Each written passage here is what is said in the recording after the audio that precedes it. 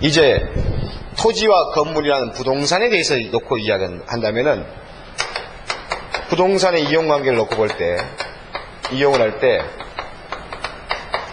갑이라는 소유자가 있습니다. 일단 토지 소유자라고 봅시다. 토지 소유자가 있는데 이 토지 소유자가 갖고 있는 이 소유권이라는 것의 힘은, 소유권의 내용은 먼저 첫째 하나가 사용을 마음대로 할 수 있죠. 자기 땅이니까 건물 지을 수도 있고 놀릴 수도 있고 그것 때문에 수익을 얻을 수도 있을 것이에요. 이것은 토지 소유권자 갖고 있는 속된 말로 하면 전지적 권능이에요. 법이 특별히 제한한 것이 아니라면 자기 땅은 자기 마음대로 전지적 권능을 갖고 있어요. 그 다음에 이 땅을 처분할 수도 있을 거예요. 처분한다는 말은 이것을 매각해서 팔아서 다른 사람이 줄 수도 있겠죠. 그런데 이 소유권을 갖고 있는 소유자에게 을이라는 자가 가서 부탁을 합니다. 내가 네 땅을, 잘 보십시오. 네 땅을, 토지를 너와 비슷하게, 이 말이 숨어 있어요.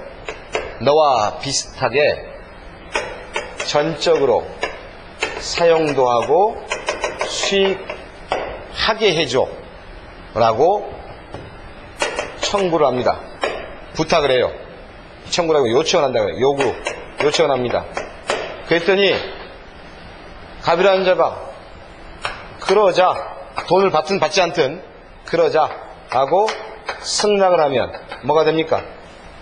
계약이 되죠. 그러면은 이 갑과 을 사이에서는, 이 상태에는 갑과 을이 물건인 토지를 주인의 힘과 비슷하게 전적으로 사용하고 이익을 얻자, 이런 내용으로 계약을 했어요. 그래서 물건을 사용하고 수익할 것을 내용으로 해서 계약을 맺으면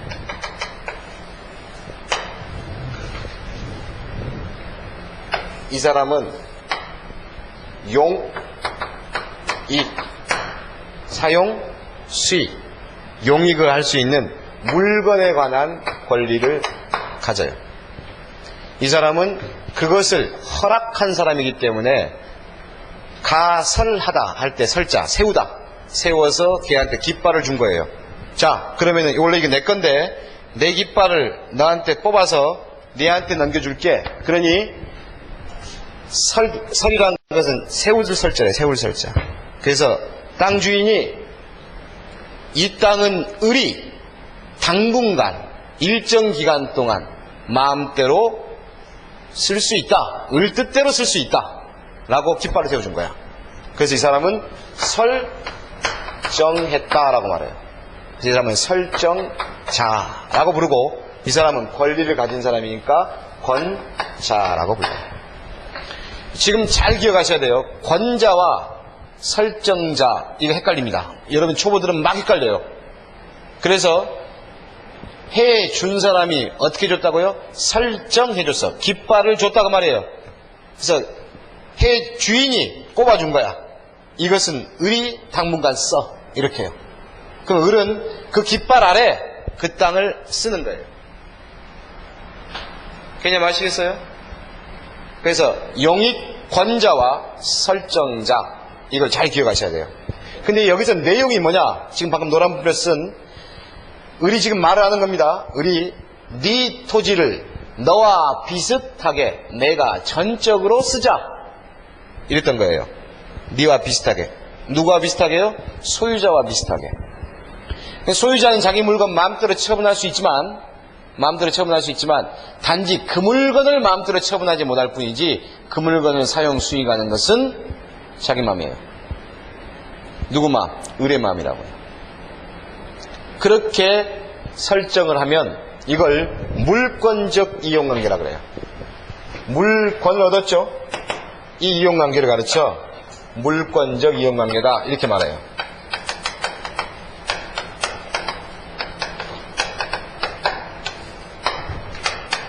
지금 우리가 이걸 본 거예요.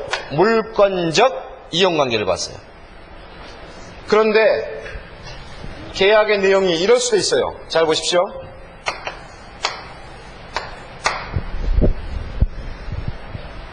이 을이라는 자가 갑을 찾아가서 이렇게 말합니다. 이제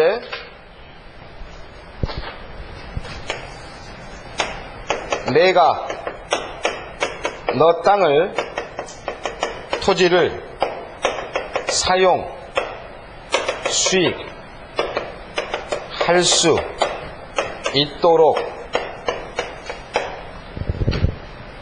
네가 협조해 줄래? 이렇게요. 내가 네 땅을 쓸 수 있도록 협조해 줄래? 이런 의도가 들어있는 계약이 있어요. 여기서는 목적이 물권적 이용관계에서는요, 을이라는 자가 그 땅을 네와 비슷하게 전적으로 사용 수익하겠다. 대상이 지금 뭘 바라보고 있어요? 물건을 보고 있는 거예요. 물건을. 야, 가봐. 이 물건 말이야. 이 물건 내가 쓴다. 내가 앞으로 가져 쓴다. 그랬어. 이 관계인지, 야, 을아, 내가 이 물건 쓰게끔 너 나한테 협조해 줄래? 이 관계인지가 아주 애매해요. 이 관계, 협조해 줄래? 이런 식의 내용이 들어있으면 이건 을이라는 자가 계약하는 것은 갑의 협조라고 하는 것에 대한 갑의 협력, 행위죠.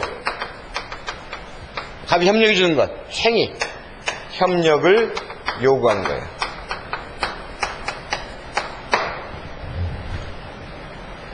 이 물건을 네 물건을 내가 쓸 수 있도록 네가 협조해 줄래? 이거요. 그런 식의 계약의 내용이 들어있게 되면 이걸 가르쳐서 채권적 이용관계라고 불러요. 이건 아까 우리가 물권 채권 배울 때 채권은 상대방에게 뭘 요구한다? 행위를 요구해. 약속에서 정한 행위를 요구하는 권리. 우리 이걸 채권이라고 불렀어요. 지금 방금 제가 뭐라 그래요? 네 땅을 사용 수익할 수 있도록 네가 협조해 줄래? 뭘 요구하고 있어요? 협조를 요구해. 그럴 때 이런 관계를 사용과 수익을 위한 채권 관계를 형성했다고요. 채권 관계를 형성했다. 용익 물권 관계는 뭐냐? 우리 물권법이라는 파트에서 이 관계에 대해서는 바로 땅을 이용하면은 지상권이라고 하는 권리, 또 지역권이라는 권리도 있어요. 그건 이번에 안 배울 겁니다. 여러분에게는 전세권이라는 권리, 이런 식의 독립된 이름이 붙어있는 권리가 있어요. 반면에 채권적으로 이용을 하면은 이걸 임대했다고. 물권적 이용일 때는 권리 이름이 붙어있어. 지상권, 전세권, 이렇게 권리가 붙어있는 반면에 채권적으로 이용을 하면은 그걸 땅을 빌려서 쓰든 건물을 빌려서 쓰든 임대차라고 불러요. 이 두 개는 성격적으로 어마어마한 차이가 나요. 어마어마한 차이. 어떻게 어마어마한 차이냐? 극단적인 이야기를 하자면 물권적 이용관계로 땅을 빌리면 여기서 보는 것은 네와 비슷하게나마 전적으로 사용수익을 할게, 이런 식으로 계약을 하게 되면 을은 갑의 이 땅을 나중에 돌려줄 때 원상으로 회복시켜 줄 수만 있다면 지 마음대로 써요. 거기다가 건물을 짓든 나무를 심든 그리고 그 땅을 파헤쳐 가지고 뭘 하든 누구 마음대로 쓴다고요? 빌린 사람들 마음대로 써요. 그럴 때 빌려준 사람은 뒷짐지고 가만히 보고만 있으면 돼요. 나중에 그 토지를 원상에 회복만 시켜주면 되는 거야. 알겠어요? 그게 자기 마음대로 써. 그러나 임대차로서의 협조해 줄래? 라는 관계로 딱 들어가면 내가 그 나무 심어야 되겠거든. 처음부터 나무 심어야 되겠으니까 야, 처음 우리 나무 심기로 하면서 그 땅 빌려줬잖아. 그러니까 그 흙이 안 좋거든. 흙 좀 깔아라. 라고 을이 갑에게 요구해요. 그럼 갑은 흙을 깔아줘야 돼.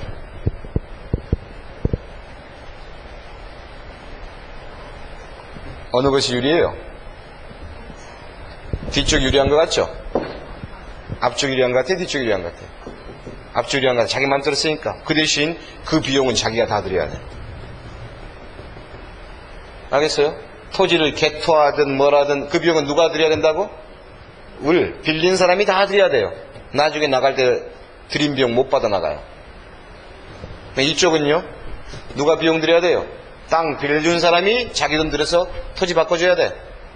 만약에 을이 대신 돈 들였죠? 나갈 때 받아 나갈 수 있어요. 그거 생각하면 뒤쪽 유리할 것처럼 보이죠? 근데 문제는 뭐냐? 이 경우에는 땅 주인이 바뀌어도 을은 여전히 써먹을 수 있어. 그 땅을. 그러나 이 경우에는 토지 주인이 바뀌면 을은 그 땅을 더 이상 이용 못해요. 일장일단이 있죠. 그런 관계를 물권관계와 채권관계라고 합니다. 자, 여러분에게 지금 이제 극단적인 예를 보여줬습니다. 지금 상황에서는 그 극단적인 예가 필요합니다. 부동산을 물건의 자체를 이용하겠다. 물건 자체를 이용하겠다. 그렇게 마음먹고 계약을 맺으면 물권적 이용관계라고 해서 그 권리를 가진 사람을 제한 물권자라고 합니다. 용익 물권자. 토지의 소유권의 일정 부분을 제한시켜서 사용과 수익에 관한 내용만 딱 떼어서 을이 일정 기간 동안에 자기가 마음대로 쓸 수가 있어요. 반면에 채권적 이용관계를 하게 되면 상대방에게 내가 쓰게끔 임차인이 임대인에게 내가 이걸 쓰게 해줘 라고 행위를 요구해요. 끊임없이 졸라대. 그 대신 임대인은 다 해줘야 돼요. 협조를 해줘야 돼. 임대인이 협조 안 해줘서 임차인이 대신 돈 들였다. 꼭 그것이 필요한 비용이라면 나중에 그걸 받아나갈 수가 있어요. 그게 임대차예요. 단 안 좋은 점이 뭐냐? 주인이 바뀌었어. 그럼 임대차는 이렇게 되는 거예요. 주인이 바뀌었으면 자 여기 그냥 봐보세요. 여러분 어떻게 이해가 되는지. 을이 갑보고 협조해 줄래? 그랬더니 응 내가 약속할게 이랬어요.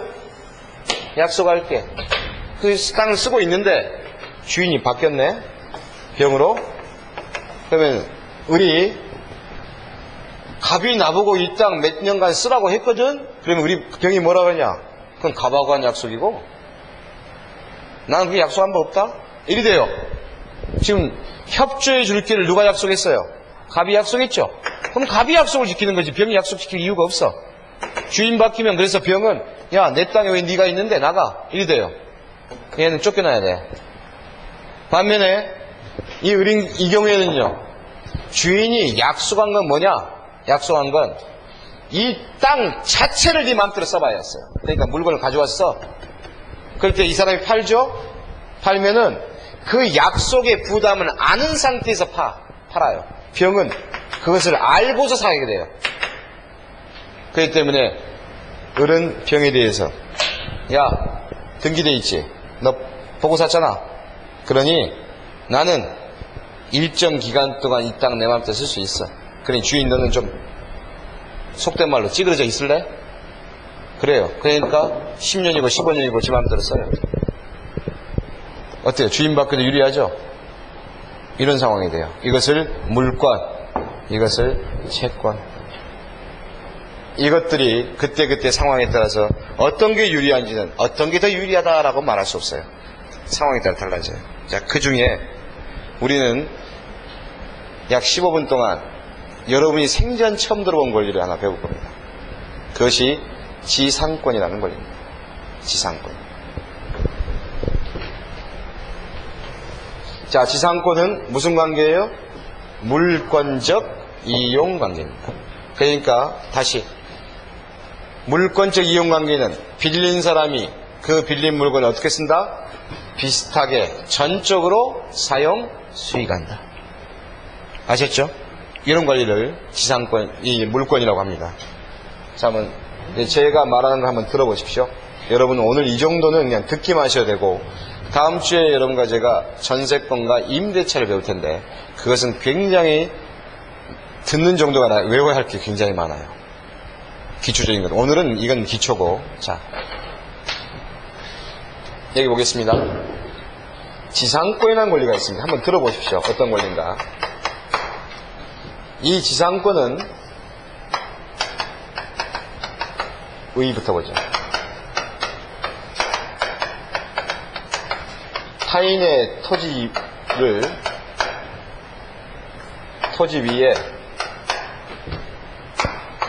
자기의 건물이나 수목 또는 기타 공작물을 소유하기 위하여 그 토지를 빌려 이용하는 권리예요.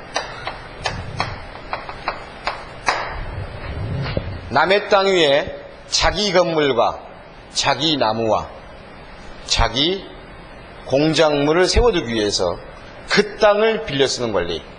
그러니까 여기서 의의에서 본다면 건물에는 지상권이라는 말을 쓰지 않아요. 어디에만 써요? 토지에만. 그래서 그림을 그려보겠습니다. 갑이 토지 주인이에요. 소유자. 이 토지 소유자에게 을이 토지를 빌려서 사용합니다.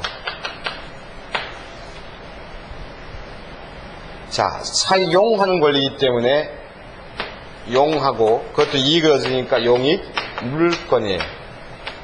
근데 해당되는 토지, 이 토지는 누구 거예요? 갑의 것. 그 위에 세워진 건물은요, 을 거예요. 토지는 갑의 것. 그래서 그림을 그려서 본다면은 갑의 땅 위에 누구 건물? 을의 건물이에요. 갑 토지에 누구 건물? 을의 건물이에요. 이렇게. 그럴 때 뭐가 맺어져 있다? 지상권. 이런 계약을 맺으면은 돼요. 남의 땅 위에 자기 건물이나 수목이나 공작물을 세우기 위해서 지상권을 설정하게 되면 이제 특징을 보겠습니다.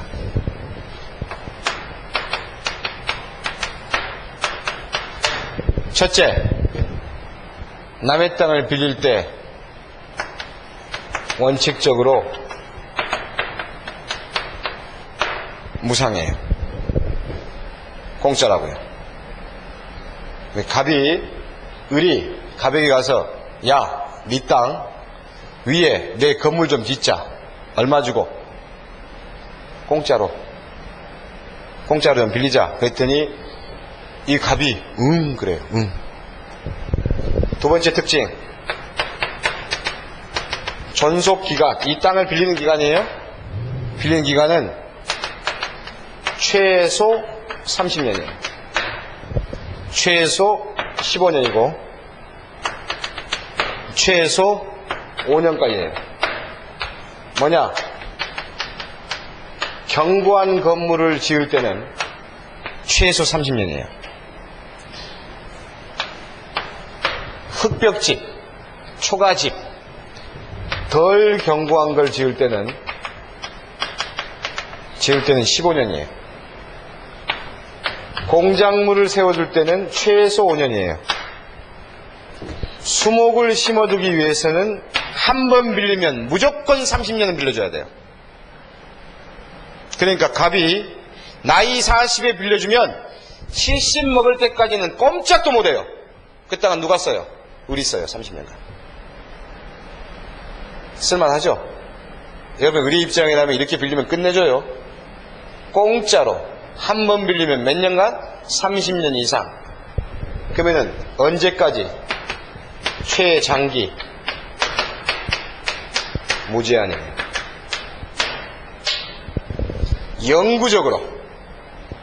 영구적으로 빌릴 수 있어요.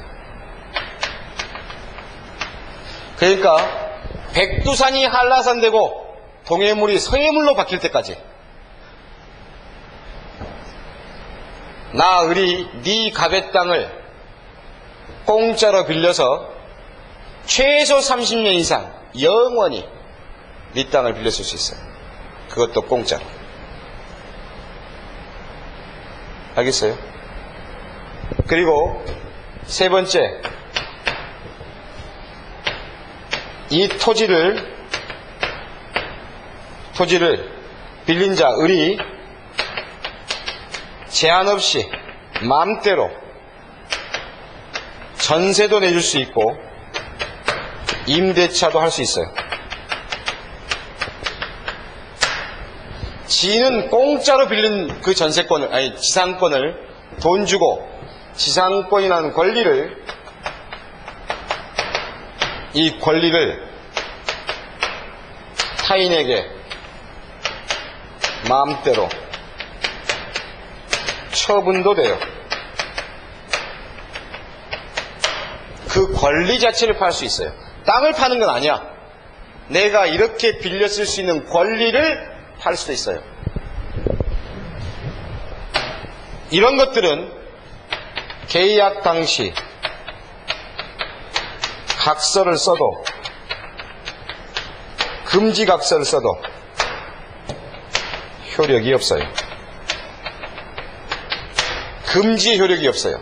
계약할 때 금지를 못 시켜요. 금지시켜봐야 그건 휴지만 또 못해요.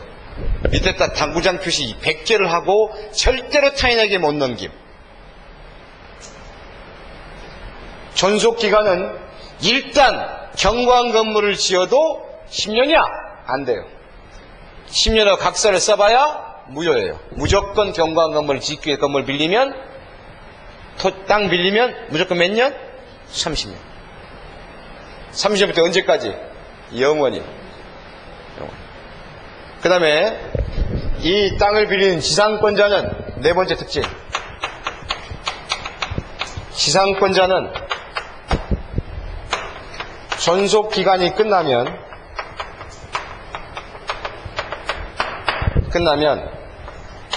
재계약을 당연히 요구할 수 있고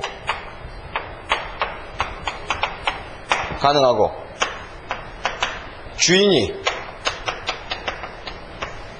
동의 없으면 지상물을 강제로 그 주인에게 팔 수도 있어요.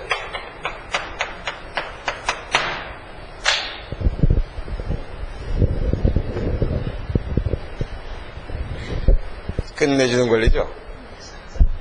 이제 명의주의 말이 맞는가? 법조문 좀 보겠습니다.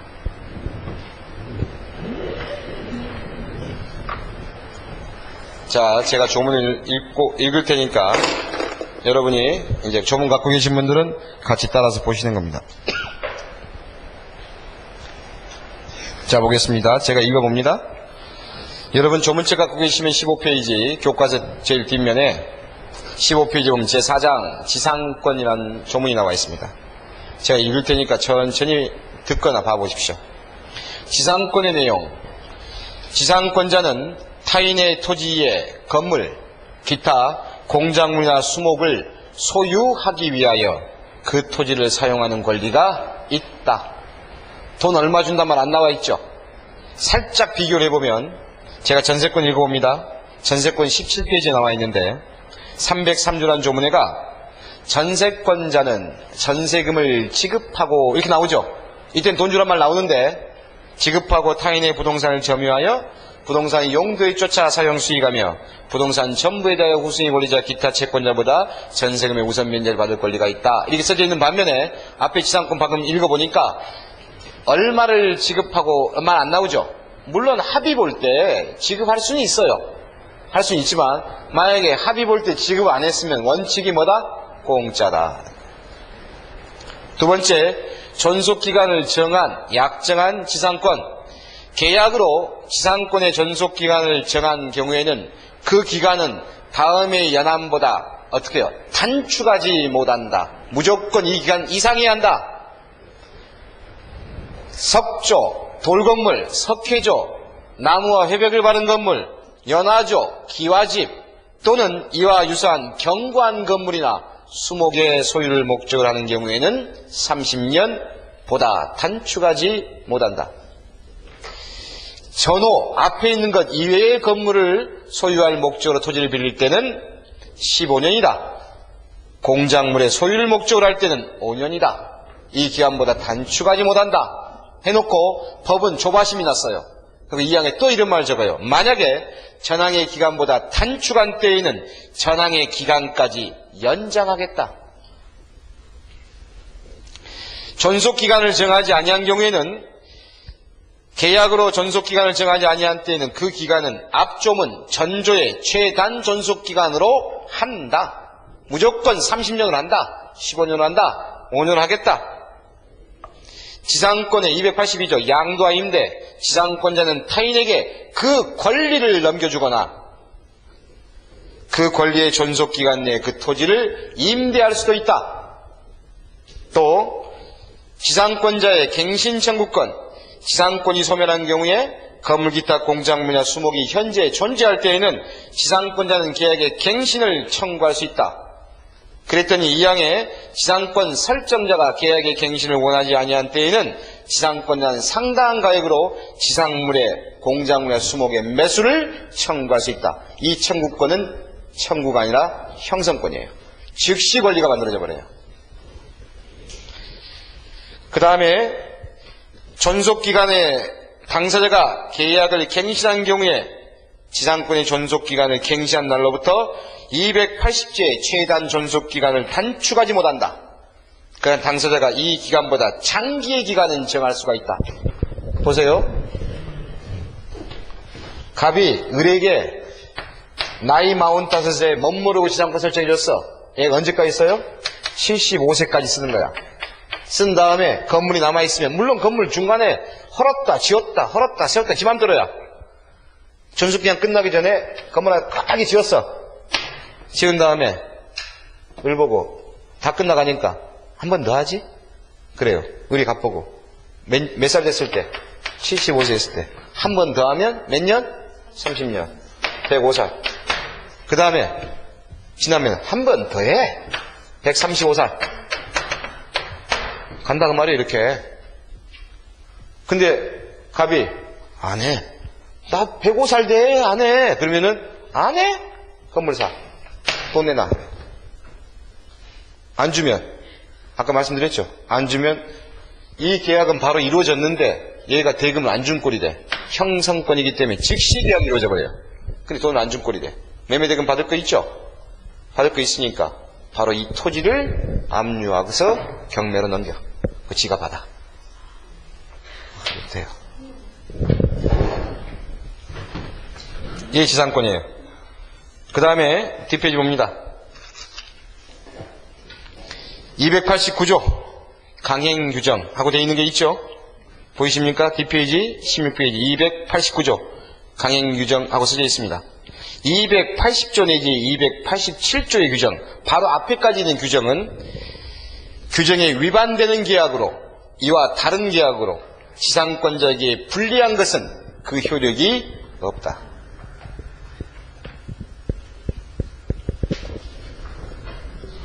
이제 땅 빌리는 방법 아시겠어요? 땅 가지고 남의 땅 빌릴 때 지상권으로 빌리면 신세 펴요. 갖고 계신 땅 지상권을 빌려주면 그 집안은 대대로 망해요. 어찌 이런 권리가 대한민국에 들어와 있을까? 에? 여러분이 땅 주인이라면 지상권을 빌려줄까? 안 빌려주죠? 속된 말 애들 표현으로 머리에 총을 맞지 않고는 절대 안 빌려줘요. 그러니까 뭐가 있을까요? 임대차가 있는 거예요. 우리나라에서는 원칙적으로 토지의 이 지상권을 설정해주는, 원래 이 목적으로 설정해주는 바보는 없어요. 지상권으로 설정 안 하고 다 임대차로 설정을 하죠. 문제는 말이에요. 이 권리가 처음에 왜 나왔는가를 생각해 봅시다. 우리나라에 있는 권리냐? 대한민국에부터 만들어진 권리는 당연히 아니죠. 이것은 독일에서 생긴 권리입니다. 그러면은 이제 이해를 해보십시오. 왜 이런 권리가 나왔는가? 가까운 나라 프랑스에서 왕을 잡아다가 단두대에다 보내버려요. 귀족들이 횡행을 하니까 프랑스는 혁명이 일어나서 왕을 단두대에서 목을 쳐버리고 혁명이 일어납니다. 옆에 나라 독일이 보니까 불안합니다. 그렇죠. 독일의 귀족들이 아주 불안해요. 저거 전염돼가지고 독일 애들도 죽창 들고 나서서 단두대 치기 시작하면 귀족들이 불안해요. 그래서 귀족들이 자기가 갖고 있는 성에 쌓여있는 장원이라는 토지, 이 장원 토지가 얼마만큼 크냐면요, 작은 것은 전라남 도만 하고요, 작은 것은 한 사람이 갖고 있는 땅이 작은 것은 전라남 도만 하고 큰 것은 대한민국의 5배쯤 돼요. 라이텐슈트가랄지 함부르크랄지 합스부르크가 이런 왕족들 자기의 장원을 갖고 있어. 근데 얘들이 장원에 사는 농노들이 축청 들고 나서기 시작하면 진짜 심각해지죠. 그래서 얘들 대표를 불러. 야, 대표 갑입니다. 농노의 대표 불러서, 야, 내가 말이야 내한테 좋은 제안을 할게. 어차피 이제 세대는 기울었어요. 귀족들이 옛날처럼 힘쓰던 시대가 아니야. 그러니까 기우면서 이렇게 제안을 합니다. 이 땅 네 마음대로 써. 건물 지어도 좋고 나무 심어도 좋고 풍차 만들어 좋아. 네 마음대로 써. 돈 얼마 드릴까요? 아, 공짜로. 언제까지 쓸까요? 영원히 써. 영원히. 어때요? 우리 영주가 이게 정신 나갔나 그럴 거 아니에요. 갑자기 영주가 고마워지죠. 단 그래요. 단 이거 내 거 맞지? 그럼 얘가 뭐라 그래요? 아, 맞아요. 영주님 거야. 근데 우리는 내 자손 대대로 쓰고 내 맘대로 건물 짓고 내 맘대로 성도 풍차도 만들고 물도 쓰고 하라 그 말이에요. 얼마나 좋아요. 그럼 영주 단두대 끄집어 목 칠까? 안 치죠. 아시겠어요? 이래서 만들어진 권리예요. 이게. 그래서 독일의 라이텐슈타인 주 가득하면은 한 사람 소유예요. 한 영주의 소유. 지금도요. 그 주에 사는 사람은 땅에 대한 욕심이 없어. 평생 대대로 집 짓고 살고, 그 집은 누구 거야? 농노들 거란 말이야. 주민들 거야. 우리나라처럼 부동산 투기는 그들 개념 속에는 없어요. 그래서 독일이 부자가 되는 거예요. 왜? 땅값이 안 올라. 쪼개서 팔지도 않는데 무슨 땅값이 오를 거예요. 안 그래요? 우리나라처럼 높은 40층 50층에 살려고 발버둥 안 쳐. 걔들은요. 땅도 넓은 데다가 바닥에 살아. 그리고 못 사는 인간들만 아파트 살아. 누가 성냥갑 같은 데 이러고 살고 하려고 그러겠어요. 남의 땅을 이렇게 마음대로 이용하는데. 이 권리예요. 이러한 독일의 역사적 내용을 보면은 당연히 인정될 수 있는 권리야. 근데 우리나라는 안 되죠, 이게. 그럼 우리나라는 어떤 식으로 응용이 될까요? 원래 이 권리는 일반적으로 땅 주인이 이 사람한테 이렇게 해줄 사람은 없어. 단, 억압을 하면요. 만약에 너 안 해줘? 그럼 재미없다 그러면요. 할 수밖에 없죠. 자, 봅시다. 잘 보세요. 고속도로, 인터체인지, 도로. 국가가 이 도로를 깔려고 전부 다 수용을 해봐. 국가 돈 주고. 그러면 어마어마한 비용이 들죠.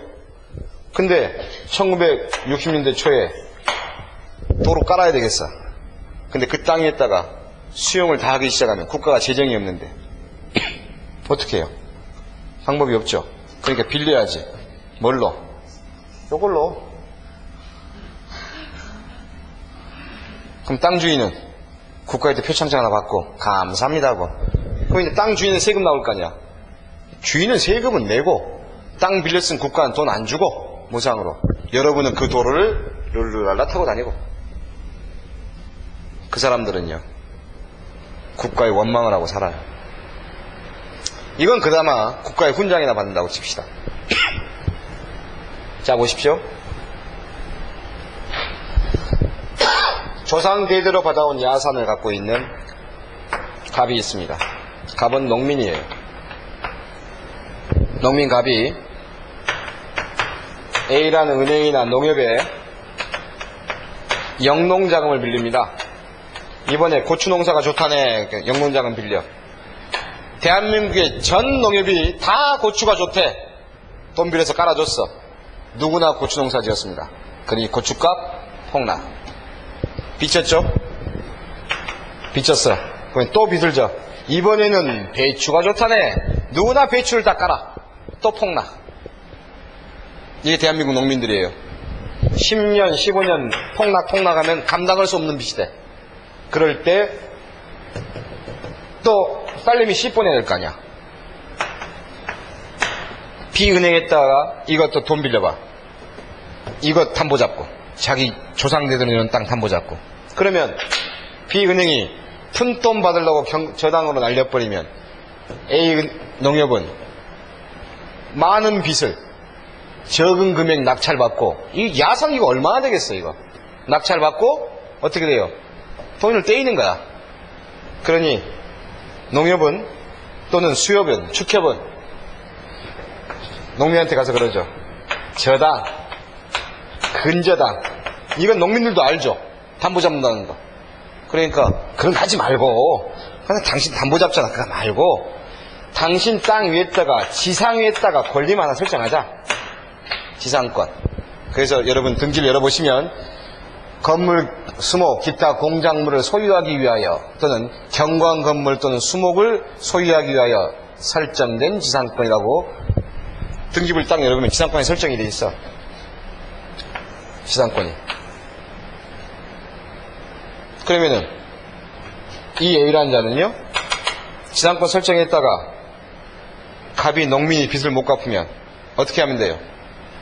이 땅에 했다가 이용하면 되죠. 뭘로?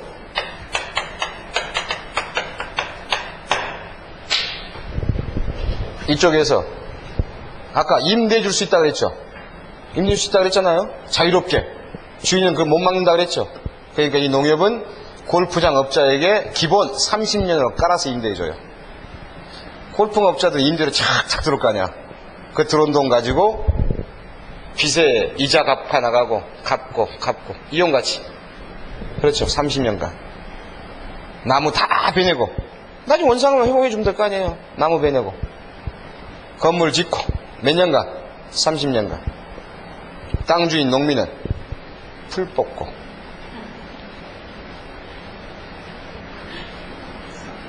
너각친데서 풀 뽑아야지. 그게 대한민국의 지상권이에요. 여러분은 시험 공부를 하실 때는 방금 제가 했던 말은 잊어버리고 법조문에 나와 있는 것만 외우시면 돼요. 이 말도 안 되는 지상권을 외우시면 돼. 방금 다 외웠어. 이제 여러분 다 외워버렸어. 원칙적으로 무상이래. 물론 돈 주면 돼. 존속기간 최소 30년. 영구적으로 할 수도 있대. 그리고요, 토지 지 마음대로 써요. 그러니까 남에게 빌려줄 수도 있고 권리 마음대로 팔 수도 있어. 이런 거 처음에 계약할 때 막지 못해. 못 막아요. 존속기간 만료됐는데, 끝났는데 지상권자인 건물주인, 나무주인은 한 번 더 하지. 할 수 있어. 계약 갱신을 청구할 수 있어. 땅주인이 안 해. 그러면은 이 건물값 내놔. 그럴 수 있어요. 그러니 그거 무서워서 한 번 더 해. 언제까지? 영원히.